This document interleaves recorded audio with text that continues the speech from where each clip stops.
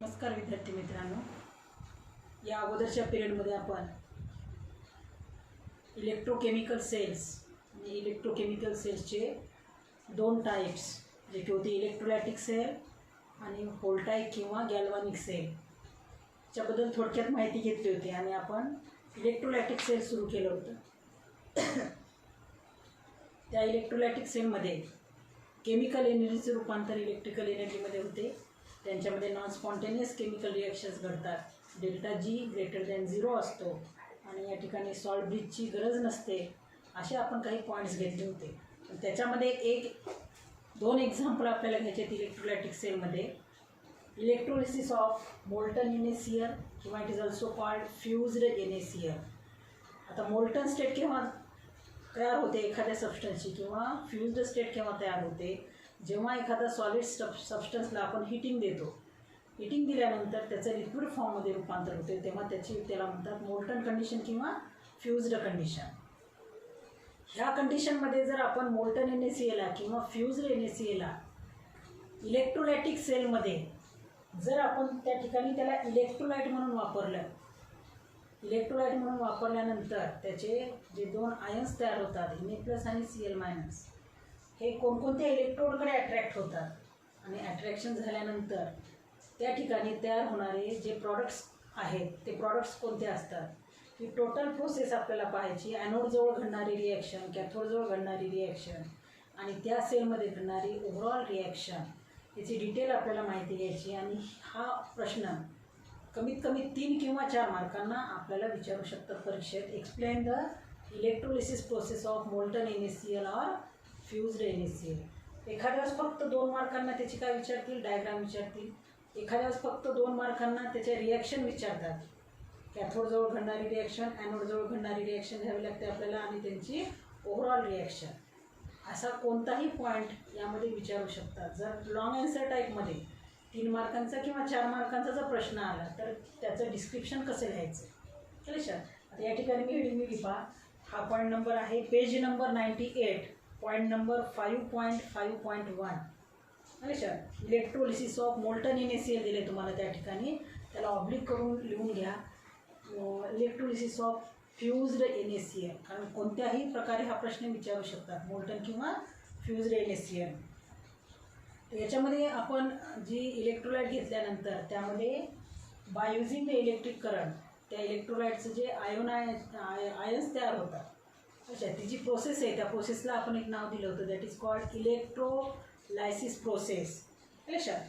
तर ह्या पॉईंटच्या वर तुम्हाला त्याची डेफिनेशनसुद्धा दिलेली आहे बघा. Electrolysis is the process of breaking down of an ionic compound in molten state or in aqueous solution by the passage of electricity, and that process is nothing but it is the electrolysis process. आता हे सगळं पाहत असताना आपल्याला पहिल्यांदा ती sale कशी construct करायची, इलेक्ट्रोलायटिक सेल मोल्टन NaClचं किंवा फ्यूज्ड NaClचं आपल्याला इलेक्ट्रोलिसिस त्याचं करत असताना कन्स्ट्रक्ट होणारी सेल कशा प्रकारे आपल्याला कन्स्ट्रक्ट करता येईल पहा. ह्याच्यामध्ये बघा एक आपण कंटेनर घेतलेले आहे. बाहेरचं जे दिसते ना त्याला म्हणायचं कंटेनर. त्याच्यामध्ये पुस्तकामध्ये नाव दिलेलं नाही पण दिस इज कॉल्ड कंटेनर. हे कंटेनर आहे. याच्यामध्ये आपण कार्बनचे 2 रॉड्स घेतलेले आहेत. त्याला म्हणले आपण कार्बन ॲनोड, कार्बन कॅथोड. पुस्तकामध्ये कार्बन ॲनोड, कार्बन कॅथोड दिले. तसं लिहिलं तरी चालते, असं लिहिलं तरी चालते. आपल्याला माहिती आहे इलेक्ट्रोलायटिक सेलमध्ये ॲनोडवर असतो पॉझिटिव्ह चार्ज, तर कॅथोडवर असतो निगेटिव्ह चार्ज. हे दोन्ही इलेक्ट्रोड्स आपण एक्सटर्नली सर्किटमध्ये जोडलेले आहेत with the help of electrical wire to the battery. बरोबर आहे, बॅटरीला आपण हे दोन्ही इलेक्ट्रोड जोडलेले आहेत. आणि ह्या कंटेनरमध्ये फ्यूज्ड NaCl हा आपण इलेक्ट्रोलाइट म्हणून घेतलेला आहे, ज्याच्यामध्ये हे 2 इलेक्ट्रोड्स डीप केलेले आहेत. तर हे झालं कन्स्ट्रक्शन, सोपं कन्स्ट्रक्शन. हे कंटेनर घ्यायचे, 2 कार्बन रॉड्स घ्यायचे जे आपण इलेक्ट्रोड्स म्हणून वापरणार आहोत. त्यांना एक्सटर्नली आपण एका बॅटरीला जोडायचे जे की डायरेक्ट करंट आपल्याला देईल ती बॅटरी. त्याच्यानंतर हे जे 2 इलेक्ट्रोड्स आहेत हे कंटेनरमध्ये आपण फिल केलेलं आहे फ्यूज्ड NaClचं इलेक्ट्रोलायटिक सोल्युशन. त्या सोल्युशनमध्ये हे दोन्ही इलेक्ट्रोड डीप करायचे. तर डीप केल्यानंतर काय होईल, आपण घेतले फ्युज्ड NaCl किंवा मोल्टन NaCl. आता याचे NaClचे number of ions number of molecules त्यामध्ये प्रेझेंट आहेत. लक्षात, फ्युज्ड NaCl घेतले पण आपण एका मोलचं NaClच्या एका मॉलिक्युलचं म्हणा Na आणि Cl आहे आयन्स दाखवले पाहिजे. डिसोसिएशन झाल्यानंतर याचे आयन्स तयार होतात, सोडियम पॉझिटिव्ह Cl निगेटिव्ह. आता हे जे आयन्स आहेत अपोजिटली चार्जड इलेक्ट्रोड्सकडे अट्रॅक्ट होतात, बरोबर. Na+ कोणाकडे अट्रॅक्ट होईल, निगेटिव्ह कॅथोडकडे, निगेटिव्ह इलेक्ट्रोडकडे ज्याला आपण कॅथोड म्हणतो. आणि Cl- अट्रॅक्ट होईल पॉझिटिव्ह इलेक्ट्रोडकडे ज्याला म्हणतो आपण ॲनोड. या ठिकाणी कन्स्ट्रक्शन मी तुम्हाला सांगितले, तर पुस्तकामध्ये कशा प्रकारे दिलेले construction. The electrolytic cell consist of a container in which fused NaCl is placed. Electrolytic cell ही एका कंटेनरपासून बनलेली आहे ज्याच्यामध्ये आपण इलेक्ट्रोलाइट म्हणून काय घेतलं आहे, fused NaCl. 2 graphite electrodes are immersed in it. 2 graphite electrode म्हणा किंवा त्याला कार्बनचे इलेक्ट्रोड्स म्हणून आपण. Graphite it is the allotrope of carbon electrodes म्हणा, ग्राफाईट इलेक्ट्रोड्स म्हणा. ते इलेक्ट्रोड्स आपण काय केले, त्याच्यामध्ये डीप केले. They are connected by metallic wires to a source of direct current that is battery. हे जे 2 इलेक्ट्रोड्स आहेत ते आपण एक्सटर्नली त्यांना कनेक्ट केले by using the metallic wire. मेटलच्या वायरचा उपयोग करून डायरेक्ट सोर्स ऑफ करंट जो आहे ज्याला म्हणतो आपण battery. This whole arrangement is as shown in figure. ही सगळी अरेंजमेंट आपल्याला फिगरमध्ये दाखवलेली आहे. खाली फिगरला नाव देऊन टाकायचं. इलेक्ट्रोलिसिस ऑफ, तुम्हाला मोल्टन NaCl विचारलं तर मोल्टन NaCl लिहा, फ्युज्ड NaCl विचारलं तर फ्युज्ड NaCl लिहा. त्याच्यानंतर the carbon electrodes connected to terminal electrode of the battery is anode and that connected to negative terminal of the battery is cathode. आता या ठिकाणी बघा, बॅटरीचा जो पॉझिटिव्ह टर्मिनल आहे ते ज्या इलेक्ट्रोडला जोडलेला आहे तो पॉझिटिव्ह इलेक्ट्रोड म्हणून काम करेल, त्याला म्हणतो आपण ॲनोड. आणि बॅटरीचं निगेटिव्ह टर्मिनल ह्या इलेक्ट्रोडला जोडलेलं आहे म्हणून ह्याच्यावर निगेटिव्ह चार्ज दिला आपण, दॅट इज कॅथोड. आता याच्यामध्ये जे रिॲक्शन्स आहेत त्याला वर्किंग म्हणतो आपण. ही सेल कशी वर्क करते त्यालाच इथे नाव दिलेले आहे, reactions occurring in the cell. Fused NaCl contains Na+ and Cl- ions which are freely mobile. बघायचं, फ्युज्ड NaCl त्याचं काय होईल, नंतर आयनायझेशन तयार, त्याचं आयनायझेशन होईल. ऐकत आयनायझेशन झाल्यानंतर Na+ आणि Cl- हे आयन्स तयार होतील विच आर फ्रीली मोबाईल. ह्या पूर्ण सोल्युशनमध्ये, इलेक्ट्रोलायटिक सोल्युशनमध्ये ते कुठेही फिरू शकतात. They are mobile. When potential is applied cathode attracts Na+ ions and anode attracts Cl- ions. परंतु जेव्हा आपण याच्यामध्ये पोटेन्शियल पास करू परीक्षा त्यावेळेस काय होईल, कॅथोड अट्रॅक्ट होईल, कॅथोडकडे अट्रॅक्ट होईल Na+ आणि ॲनोडकडे अट्रॅक्ट होईल Cl-. कारण Na+ वर पॉझिटिव्ह चार्ज आहे, निगेटिव्ह इलेक्ट्रोडकडे तो अट्रॅक्ट होईल. Cl वर निगेटिव्ह चार्ज आहे, तो पॉझिटिव्ह इलेक्ट्रोडकडे अट्रॅक्ट होईल. As these are charged particles their migration results in an electric current. आता हे चार्जड पार्टिकल्स आहेत, बरोबर आहे. चार्जड पार्टिकल्स असल्यामुळे काय होतील, ते असे मायग्रेट झाल्यामुळं काय तयार होईल, त्या ठिकाणी इलेक्ट्रिक करंटची निर्मिती होईल. When these ions reach the respective electrode, जेव्हा ते त्या इलेक्ट्रोडकडे जातील, म्हणजे पॉझिटिव्ह आयन निगेटिव्ह इलेक्ट्रोडकडे आणि निगेटिव्ह आयन पॉझिटिव्ह इलेक्ट्रोडकडे, they are discharged according to the following reactions. बघा, ह्याच्यावर चार्जेस आहेत, याच्यावर पॉझिटिव्ह चार्ज आहे पण तो निगेटिव्ह इलेक्ट्रोडकडे चालला आहे, म्हणजे त्यांचे चार्जेस काय होतील, कॅन्सल होतील. निगेटिव्ह आयन पॉझिटिव्ह इलेक्ट्रोडकडे चालला आहे आणि म्हणून त्याचा निगेटिव्ह आयन पॉझिटिव्ह इलेक्ट्रोडमध्ये काय होईल, कॅन्सल होईल, म्हणजे त्यांचे चार्जेस कॅन्सल होतील according to the following reactions. तर पहिली रिॲक्शन घ्यायची आपल्याला, oxidation half reaction at anode. जी रिॲक्शन आहे याला म्हणायचं आपण oxidation half reaction at anode. कुठं घडणारी रिॲक्शन आहे, ॲनोडजवळ. ऑक्सिडेशन कुठं घडते सांगितले तुम्हाला नेहमी, ॲनोडजवळ, बरोबर आहे. This is the oxidation half reaction at anode. आता ॲनोडजवळ काय होते पहा, या ठिकाणी बघा ॲनोड आहे ॲनोडजवळ कोणते इलेक्ट्रॉन आयन्स अट्रॅक्ट होतील, Cl मायनस. लक्षात प्रत्येक Cl मायनस, Clवर जो मायनस चार्ज आहे, हा मायनस चार्ज काय दाखवतो, त्याच्याकडे एक इलेक्ट्रॉन कसा आहे, एक्सेस, म्हणून त्याच्यावर एक निगेटिव्ह चार्ज प्रेझेंट आहे किंवा त्याची ऑक्सिडेशन स्टेट -1 आहे. याचा मिनिंग आहे त्याच्याकडे एक इलेक्ट्रॉन कसा आहे, एक्सेस आहे. असे नंबर ऑफ NaClचे मॉलिक्युल्स त्यामध्ये प्रेझेंट आहेत. अच्छा, त्याच्यामुळं जेवढे काही Cl मायनस आयन्स असतील, प्रत्येक Cl मायनस आयन हा ॲनोडकडे अट्रॅक्ट होईल आणि प्रत्येक Cl मायनस आयनकडे एक इलेक्ट्रॉन जास्तीचा आहे, तो कोणाला देऊन टाकेल, तो इलेक्ट्रॉन एक्सेस त्या ॲनोडला देऊन टाकेल.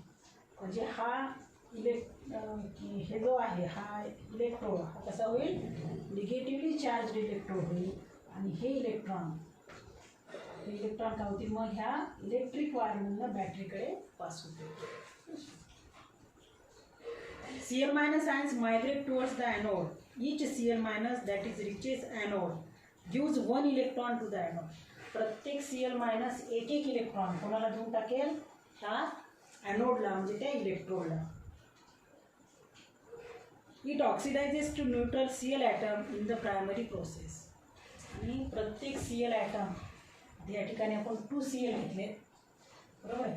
प्रत्येक Cl atom काय करेल, प्रत्येक Cl atom हा एक इलेक्ट्रॉन देऊन, लक्षात प्रत्येक Cl atom एक इलेक्ट्रॉन देऊन टाकून कशात कन्वर्ट होईल, Cl ॲटममध्ये, ॲटॉमिक फॉर्ममध्ये तो कन्वर्ट होईल, बरोबर आहे. परंतु हा जो तयार झालेला Cl आहे तो काय म्हणतो आपण त्याला, फ्री स्टेटमध्ये तो कसा असतो, स्टेबल नसतो.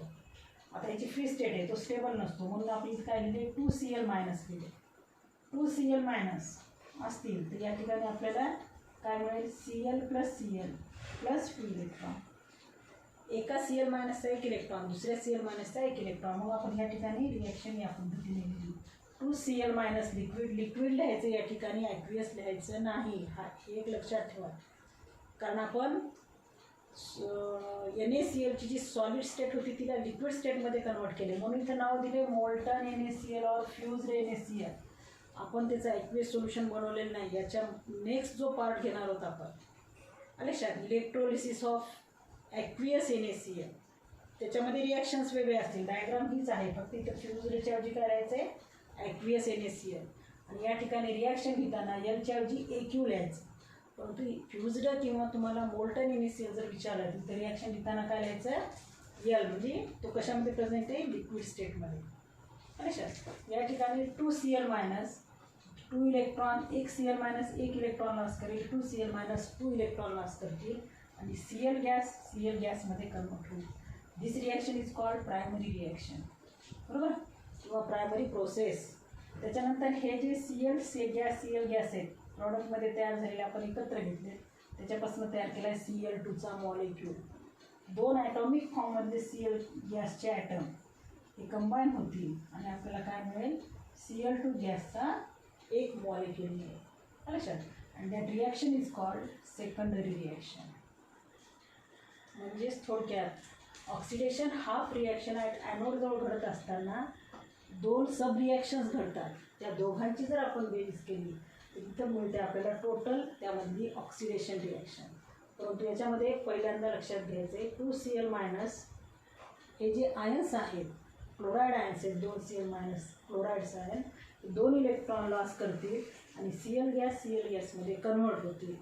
Cl gas combine together to give the Cl2 gas. That is the secondary process. First is primary process. आणि ह्या 2 सब रिॲक्शनची जर आपण ॲडिशन केली, 2 सब रिॲक्शनचं जर आपण ॲडिशन केली तर आपल्याला 2 सब रिॲक्शनची जर ॲडिशन केली तर आपल्याला काय मिळेल, 2 Cl minus gas it gives Cl2 gas plus 2 electron, oxidation reaction. ह्या 2 रिॲक्शन जर आपण कॉम्बिनेशन केलं तर आपल्याला ही ऑक्सिडेशन रिॲक्शन मिळते. आता यामध्ये पहा, Cl गॅस प्रॉडक्ट साईडला आहे, इकडं Cl गॅस रिॲक्टंट साईडला आहे, काय होतील, कॅन्सल होतील, बरोबर आहे. मग रिॲक्टंट साईडला काय शिल्लक राहील, 2 Cl minus gas it gives Cl2 gas plus 2 electron. बरोबर आहे, कारण हे एका साईडला रिॲक्टंट साईडला आहेत, एका ठिकाणी प्रॉडक्ट साईडला आहेत, कॅन्सल होतील. शिल्लक राहिलेले रिॲक्टंट साईडला कोण आहेत, 2Cl मायनस गॅस. इथं प्रॉडक्ट साईडला आहे Cl2 gas plus 2 electron. And this reaction is called oxidation half reaction. ह्या रिॲक्शनला काय म्हणू आपण, ऑक्सिडेशन हाफ रिॲक्शन. लक्षात आलं की कशामुळे लिहिले आपण, सिंगल जर आपण Clचा ॲटम तयार केला तर तो फ्री स्टेटमध्ये अनस्टेबल असतो, म्हणून आपण 2 Cl मायनस आयन्स घेतले, त्याच्यापासून 2 Clचे ॲटम्स तयार आणि त्यांचं कॉम्बिनेशन केल्यानंतर आपल्याला मिळाले Cl2 गॅस. त्या 2 सब रिॲक्शनची बेरीज केल्यानंतर आपल्याला टोटल मिळाली half reaction, oxidation half reaction.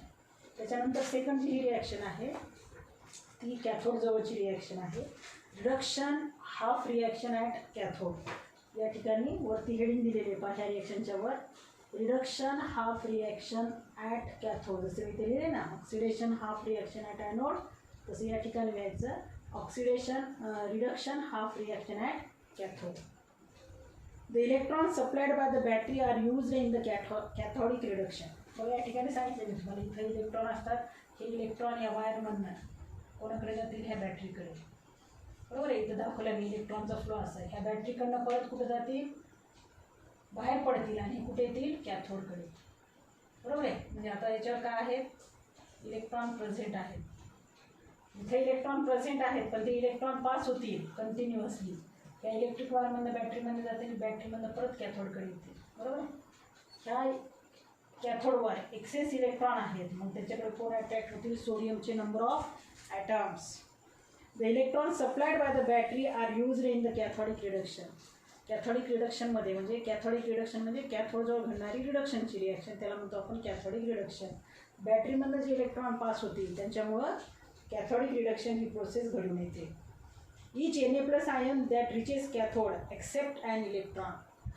अरे प्रत्येक Na+ आयन जो कॅथोडकडे अट्रॅक्ट होईल तो प्रत्येक Na+ आयन एक इलेक्ट्रॉन ॲक्सेप्ट करेल, कारण एका सोडियमवर एक पॉझिटिव्ह चार्ज आहे, त्याला न्यूट्रलाइज व्हायचं तर एका इलेक्ट्रॉनची गरज आहे.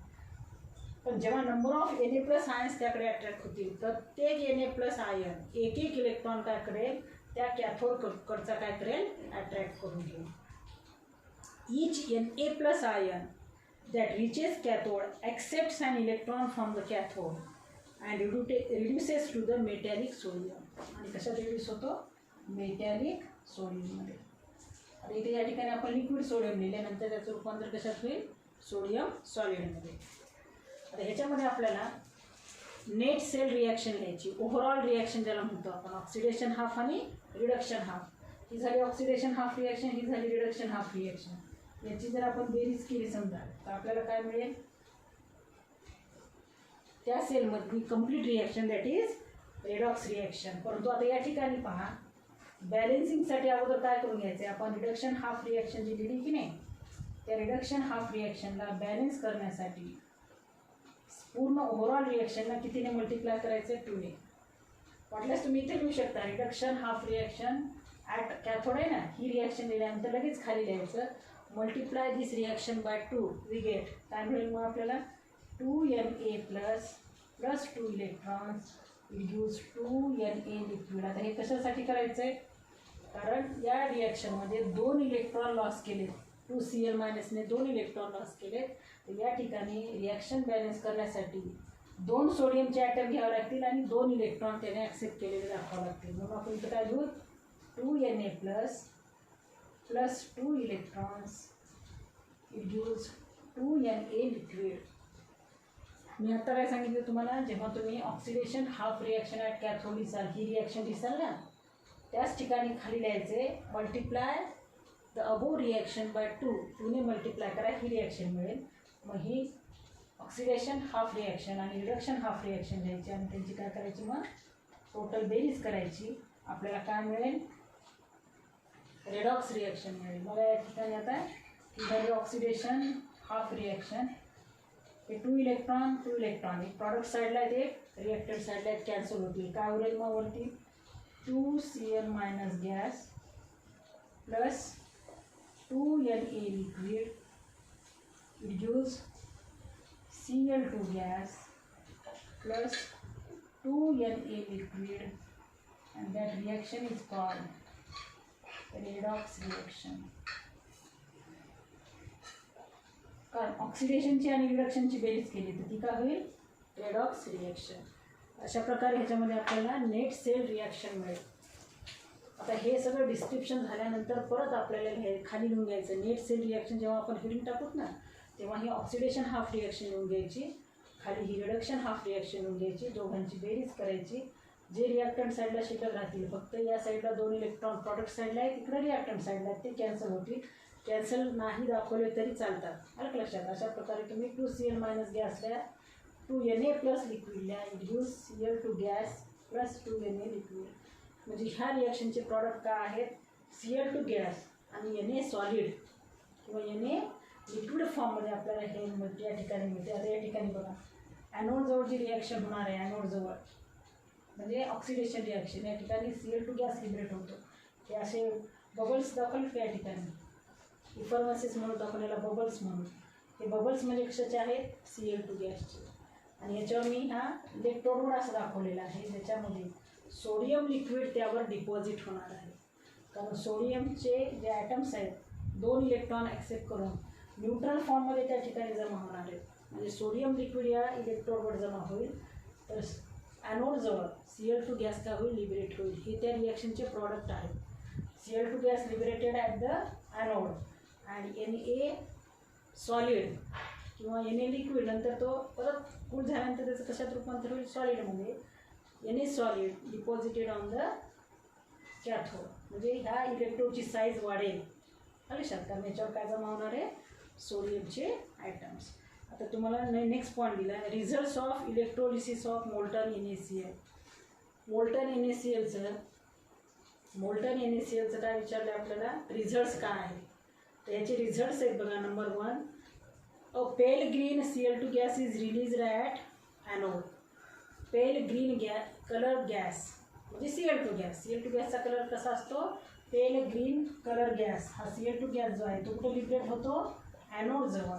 आणि सेकंड प्रॉडक्ट आहे याचा, a molten silvery white sodium is formed at cathode. कॅथोडजवळ काय तयार होतं मग, molten silvery white sodium is formed at the cathode. त्याच्यानंतर decomposition of NaCl into metallic sodium and Cl2 gas is a non spontaneous. आता ह्याच्यामध्ये माहिती आहे आपण इलेक्ट्रोलायटिक सेलमध्ये घडणाऱ्या रिॲक्शन्स ह्या नॉन स्पॉन्टेनियस केमिकल रिॲक्शन आहेत असं आपण सांगितलं होतं. लक्षात. तर नॉन स्पॉन्टेनियस केमिकल रिॲक्शन या ठिकाणी नॉन स्पॉन्टेनियस केमिकल रिॲक्शन जी आहे ती नॉन स्पॉन्टेनियस केमिकल रिॲक्शन यामध्ये घडते. The electrical energy supplied by the battery forces the reaction to occur. आणि बॅटरीच्या सहाय्याने आपण जे इलेक्ट्रिकल एनर्जी यामध्ये पास केलेली आहे, लक्षात, त्या एनर्जीच्या सहाय्याने यामध्ये काय होतात, रिॲक्शन घडून येतात. तर ह्या ठिकाणी आपलं इलेक्ट्रोलिसिस ऑफ मोल्टन NaCl हा पॉईंट संपलेला आहे. परत एकदा पहा, त्याच्यामध्ये काय काय लिहायचे तुम्हाला, कन्स्ट्रक्शन ऑफ अ सेल लिहायचे. कन्स्ट्रक्शन लिहिल्यानंतर डायग्राम काढायची. फक्त डायग्रामसुद्धा 2 मार्कांना विचारू शकतात. आणि जर तुम्ही चार्जेस दाखवले नाही, डायग्राम काढली परंतु कॅथोड आणि ॲनोडवर जर चार्जेस दाखवले नाही तर त्या डायग्रामला 0 मार्क मिळतात, 0. लक्षात. त्याच्यामुळे चार्जेस दाखवणं महत्त्वाचे आहे. तर याच्यामध्ये माहिती आहे आपण इलेक्ट्रोलायटिक सेल घेतले, त्याच्यामुळे ॲनोडवर पॉझिटिव्ह चार्ज, कॅथोडवर निगेटिव्ह चार्ज. हे दोन्ही इलेक्ट्रोड्स कंटेनरमध्ये आपण एका सोल्युशनमध्ये डीप केले. ते सोल्युशन आहे मोल्टन NaClचं सोल्युशन, मोल्टन NaCl किंवा फ्युज्ड NaClचं सोल्युशन. लक्षात. त्याच्यानंतर Na+ आणि Cl- जेव्हा पोटेन्शियल यामध्ये अप्लाइड होईल, when potential is applied, then NaCl it is electrolyzed to give the ions Na+ and Cl- ions. Na+ Cl- ions हे त्यांच्या रिस्पेक्टिव्ह इलेक्ट्रोड्सकडे काय होतात, अट्रॅक्ट होतात. प्रत्येक Cl- आयन हा निगेटिव्हली चार्जड आहे. तो एक इलेक्ट्रॉन तो काय करेल, ॲनोडला देईल. हे इलेक्ट्रॉन्स मेटॅलिक वायरच्या सहाय्याने बॅटरीकडे पास होतील आणि बॅटरीकडनं परत कॅथोडकडे पास होतील. आणि प्रत्येक सोडियमचा ॲटम हा एक इलेक्ट्रॉन ॲक्सेप्ट करून न्यूट्रलाइज होईल. या केमिकल रिॲक्शन्स आहेत. नुसत्या केमिकल रिॲक्शन्ससुद्धा तुम्हाला 2 मार्कांना विचारू शकतात. त्याच्यानंतरचा जो पॉईंट आहे तो आहे electrolysis of aqueous NaCl, molten NaCl आणि ॲक्वियस NaCl. कन्स्ट्रक्शनमध्ये सेम डायग्राम तीच असेल. अच्छा, डायग्राममध्ये चेंजेस नाहीत, फक्त तुमचे चेंजेस जे आहेत ते तुमच्या रिॲक्शनमध्ये आहेत. म्हणजे इलेक्ट्रोलिसिस ऑफ NaCl काढताना फक्त इथं या ठिकाणी काय घेणार आपण, aqueous NaCl solution, aqueous NaCl. बाकीचा हा जो भाग आहे, लक्षात, ह्या रिॲक्शनचा भाग, हा भाग याच्यामध्ये बदल असेल, बाकीची सेम प्रोसेस असेल पूर्ण, आणि याच्यामध्ये मिळणारे जे प्रॉडक्ट्स आहेत अशा ते प्रॉडक्ट्स चेंज असतील. याच्यामध्ये काय दिले बघा diagram. Electrolysis of an aqueous NaCl can be carried out in the cell used for the electrolysis of molten NaCl using inert electrode as shown in figure. हेच इलेक्ट्रोड वापरायचे आणि तेच तसंच इलेक्ट्रोलिसिस होईल. The fused NaCl is replaced by the moderately concentrated aqueous solution of NaCl. The water involved in electrolysis of aqueous NaCl leads to electrode reactions that differ from the electrolysis of molten NaCl. याच्यामध्ये आपण water वापरले आणि ह्या वॉटरमुळं या ठिकाणी घडणाऱ्या ज्या इलेक्ट्रोडच्या reaction आहेत ह्या इलेक्ट्रोलिसिस ऑफ मोल्टन NaClच्या रिॲक्शन्सपेक्षा कशा असतील, वेगळ्या असतील. आणि त्याच्यामध्ये ही डायग्राम अशा प्रकारे दाखवायची. Cl minus Na plus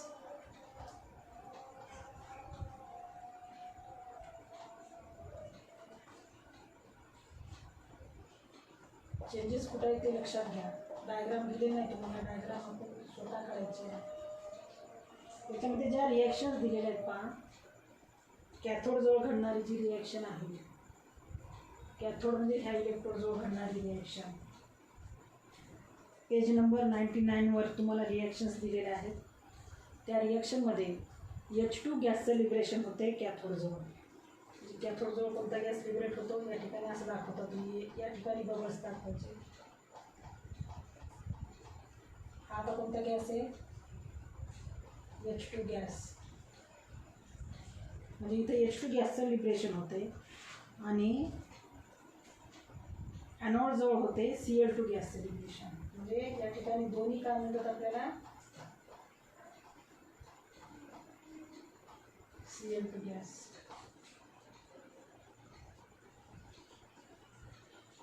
H2 gas and Cl2 gas. कॅथोडजवळ Na प्लस आयन्सच अट्रॅक्ट होतील आणि ॲनोडजवळ Cl मायनसच आयन्स अट्रॅक्ट होतील, कारण अपोजिटली चार्जेस आहेत ना. आपल्यास तुम्ही या ठिकाणी दाखवा Na plus Cl minus, Na plus इकडे अट्रॅक्ट होते, Cl मायनस इकडे अट्रॅक्ट होते. सुरुवातीची डायग्राम जरी ठेवला तरी चालेल, त्या पद्धतीने दाखवलं तरी चालेल. फक्त या ठिकाणी ॲनोड जवळचा प्रॉडक्ट तोच आहे, कॅथोड जवळचा प्रॉडक्ट चेंज झाला आहे. तर कॅथोड जवळ आपल्याला काय म्हणत होतं, मोल्टन NaClचे ॲटम्स जमा होत होते, बरोबर आहे, Na. या ठिकाणी आता काय मिळाले आपल्याला, H2 गॅस लिबरेट झाला. या ठिकाणी H2 गॅसचं लिबरेशन कुठं होईल, कॅथोडजवळ, आणि Cl2 गॅसचं लिबरेशन होईल ॲनोडजवळ. एवढा फरक लक्षात घ्या आणि ही डायग्राम अशा पद्धतीने काढायची. सेम ॲक्वियस NaCl यायचं कंटेनरमध्ये 2 इलेक्ट्रोड्स घेतलेत आपण. ते 2 इलेक्ट्रोड्स ॲक्वियस NaCl ह्या इलेक्ट्रोलायटिक सोल्युशनमध्ये डीप केले. जेव्हा पोटेन्शियल त्या ठिकाणी आपण अप्लाय करू तेव्हा त्याचं Na प्लस आणि Cl मायनसमध्ये रूपांतर होईल, आयन्स तयार होतील. Na प्लस कॅथोडकडे अट्रॅक्ट होईल, Cl मायनस ॲनोडकडे अट्रॅक्ट होईल. प्रोसिजर सेम तीच आहे. ह्या इलेक्ट्रोडमधनं इलेक्ट्रॉन्स बाहेर पडतील, बॅटरीकडे जातील, बॅटरीकडनं परत कॅथोडकडे पास होतील. अशा प्रकारे ह्याच्यामध्ये इलेक्ट्रिक करंट आपण पास करू. आणि याच्या नेक्स्ट पिरियडमध्ये आपण काय करूया, त्याचे जे केमिकल रिॲक्शन्स आहेत, कन्स्ट्रक्शन तर तुम्हाला कळेल, सेम आहे डायग्राम. फक्त या ठिकाणी मोल्टन NaClच्या जे ॲक्वियस NaCl या कॅथोडमध्ये गॅस कोणता लिबरेट झालेला आहे, कॅथोडजवळ H2 गॅस, आणि या ठिकाणी गॅस लिबरेट झालेला आहे Cl2 गॅस. लक्षात, फक्त एवढे चेंजेस करायचे डायग्राममध्ये. या ठिकाणी बबल्स दाखवायचे H2 गॅसचे, या ठिकाणी बबल्स दाखवायचे Cl2 गॅसचे. हे डायग्राम झाली आपली याची इलेक्ट्रोलिसिस ऑफ ॲक्वियस NaCl, आणि याच्या रिॲक्शन्स घेऊयात आपण नेक्स्ट पिरियडमध्ये. धन्यवाद.